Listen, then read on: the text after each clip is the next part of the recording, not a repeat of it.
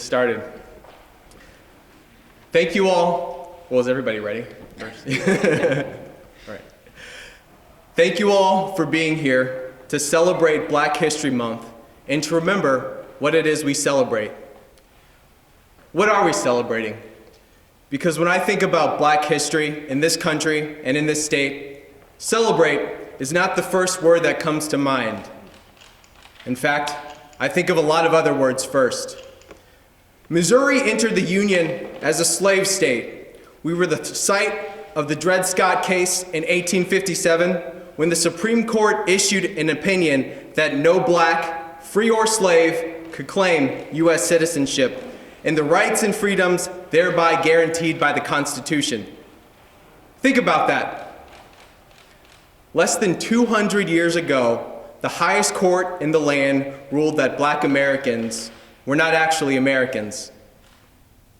Less than 200 years ago, we were owned as chattel. Less than 100 years ago, a black family could not buy a house in St. Louis because of racially restrictive covenants between builders and property owners to not rent to non-whites. These covenants, by the way, were enforced by the state. Less than 60 years ago, black men and women could not get employment opportunities that they deserved. In 1963, Jefferson Bank and Trust Co. in St. Louis had only 2 black employees. This was the rule, not an exception. Less than 10 years ago, a young black man was gunned down by a white policeman in Ferguson. In the 99th General Assembly, the NAACP issued a travel advisory for the state of Missouri. We continue to this day to see top officials in our state and our country engage in rhetoric that seems purposefully designed to inflame racial tensions and further invented divisions. This inglorious history is what we're celebrating. This sorry story, still not at its merciful and much longed for end, is what brought us together? Of course not. Because as we know, there is another story that runs concurrent with these tales of woe. In our history, there's also a tale of wonder. There exists the story of our perseverance and our triumphs, our strength and in will in overcoming tremendous adversity to help and improve our future. A story amidst love and hate, light amidst dark, brother and sister amidst enmity. This is the story we have gathered to celebrate. In 2012, we erected a bronze statue of Dred Scott and his wife Harriet Scott in front of the old courthouse in St. Louis. 5 years later, the Maryland State House removed the statue of the Supreme Court Justice who wrote that infamous and awful opinion. Dred Scott is now a national hero, studied by every school child learning American history. Does anyone remember the name of that judge? In 1930, J.D. Shelley would not take no for an answer and purchased a home for himself, his wife, and 6 children at 4600 Labadie from an owner who agreed not to uphold the insidious covenant. When Lewis Kramer, a white property owner, sued to enforce that covenant and prevent the Shelleys from acquiring title to the building they purchased, the case went all the way to the Supreme Court. That same Supreme Court that denied Dred Scott citizenship and humanity. This time, however, the court made a landmark decision for good. In its 1948 decision, which said that these racially restrictive covenants violated the Equal Protection Clause of the 14th Amendment and led to fair housing, not just in Missouri, but across the entire nation.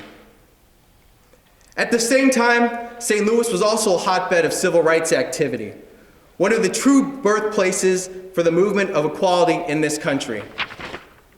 In 1947, black community leaders established the St. Louis chapter of CORE, the Congress on Racial Equality. Frankie Muse Freeman fought for discrimination in the 1949 case of Bruton versus the Board of Education in St. Louis, 5 years before the famous Brown versus Board of Education. In 1963, a combination of activists ready for change and elected officials ready to make a difference protested Jefferson Bank. The protesting lasted for 7 months, marking one of the largest and most contentious civil rights struggles. Among the activists was Alderman William Lacey Clay, who was arrested twice during the protest and later served in Congress, and he was a personal hero. The protests following the events in Ferguson became a catalyst for change, fostered important discussions throughout the country, and encouraged more civic engagement among the Black community. It was these events in Ferguson that encouraged me to return to St. Louis and begin a career in public service. Without this ongoing story of historic struggle and sacrifice of Black Missourians, I would not be standing before you today. Thank you to Dred Scott, J.D. Shelley, and Frankie Muse-Freeman, and so many others. We would not be here without you, and there is nowhere we would rather be than here, celebrating our shared history, a history worth celebrating, thanks to you. However, I'm not here only to celebrate, and despite our progress, there still remains racial inequalities in employment, income, health, and wealth. We still see more Black men in prison than in college. We Black Americans are disproportionately the victims and perpetrators of violent crimes, and our struggle is not yet at its end. The Missouri Legislative Black Caucus, for which I am honored to serve as chairman, continues to work to close the equality gap in this state because we believe that all men are created equal under God. We believe that this truth cannot and will not be denied, and we believe that love, compassion, and reason will always prevail over hate, prejudice, and fear, so long as we are brave enough to stand together for what is right. That too is why I am here, to pledge myself to that struggle, to that sacrifice, and to upholding the legacy of those American heroes who have come before me, to standing here for what is right. When we speak about Black history and we celebrate Black History Month, we're not just speaking about the history of African Americans and celebrating the accomplishments of African Americans. We're talking about our history, our nation's history, and the history of our state. We're celebrating the distance that we have all come throughout that history, and we are calling on all of us to continue this progress and look forward, together, to a better future. Thank you, and we've got some other comments from some of our other caucus members as well. First, we're going to have Representative Wiley Price. I just kind of like to piggyback off what Steve was saying here. I have some words about Dred and Harriet Scott. I'd like to focus more on Harriet Scott. I think that her story is oftentimes lost and kind of forgotten, as this particular demographic is oftentimes the most unprotected and uncelebrated. Harriet Robinson Scott could not have known that her legal fight for freedom first started when she was about 30 in 1846, would eventually contribute to civil war and the end of slavery in America. Her decision to file a suit for freedom and to stay with it until its final conclusions were an act of high courage and determination.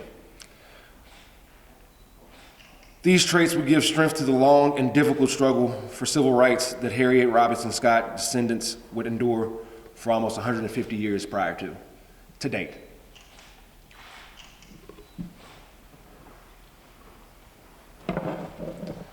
Good morning. My name is Kevin Wyndham. I am state representative from the 85th District in St. Louis County. Dating back to the territorial legislatures, Missouri has had over 7,000 state legislators.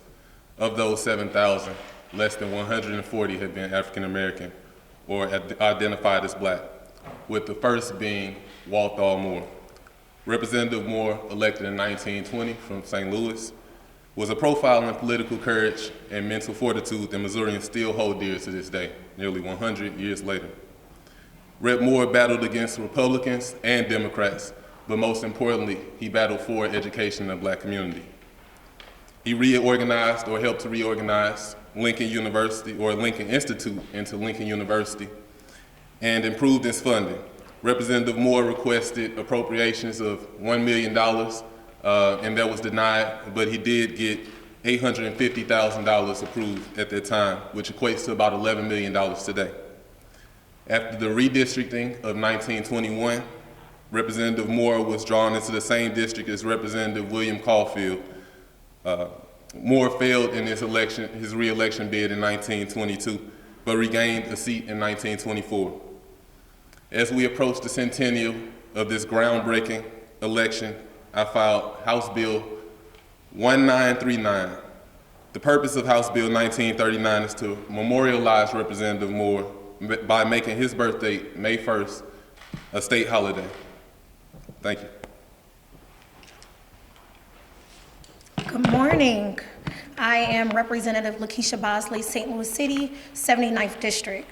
From the gentleman that we just heard before me, we're talking about civil rights and restorative justices in the system that has been broken for years.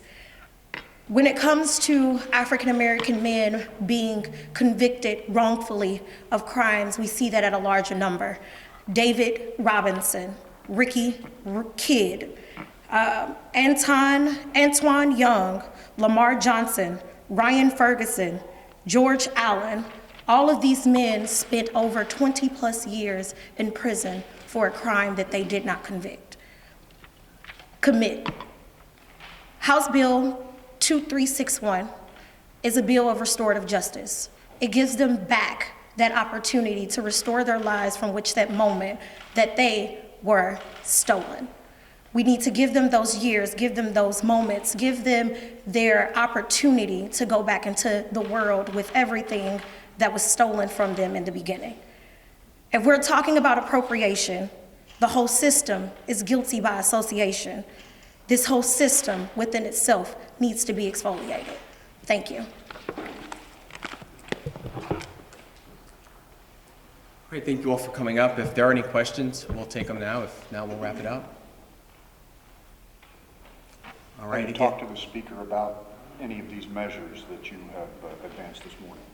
Yes, so last week we had a meeting with the speaker and the governor's office, a lot as far as regarding, we've gotten support as far as appropriation for after-school programs.